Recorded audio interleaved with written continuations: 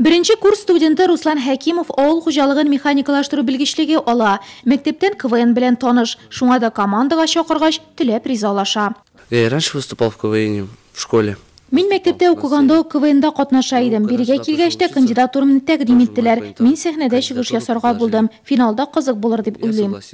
А спонсор нашего выступления – сыроварня Вашота. Пармезан!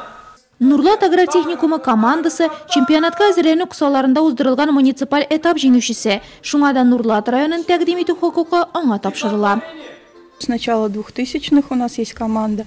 2000 елдан бирле безнең үз командабыз бар. Исеме элек башкача иде. Аннан бераз туктап тордык. 2011 елдан команда составы үзгәрде. Ел саен яңа уенчылар истәлә. Без 2013 елда Татарстан Республикасы урта һөнәри белем бирү учреждениеләре арасында финалга чыккан идек. Да, мы выходили в финал. Тәҗрибәләре зур булса да, алда торган чемпионат дәрәҗәле бәйге. Командадагы 4 уенчы үзләренең иң тапкыр һәм шаян булуларын күрсәтергә тырышачак.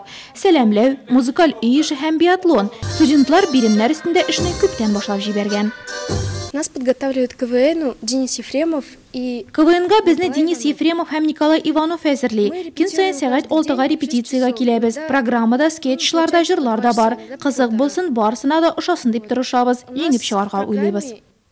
И сценки, и песни. НАЦ командасы иң тапкыр һәм шаян исеменә лаек була алырмы? Монысын вакыт күрсәтер. Республика чемпионатының зона этабы 21 гыйнвардан старт ала.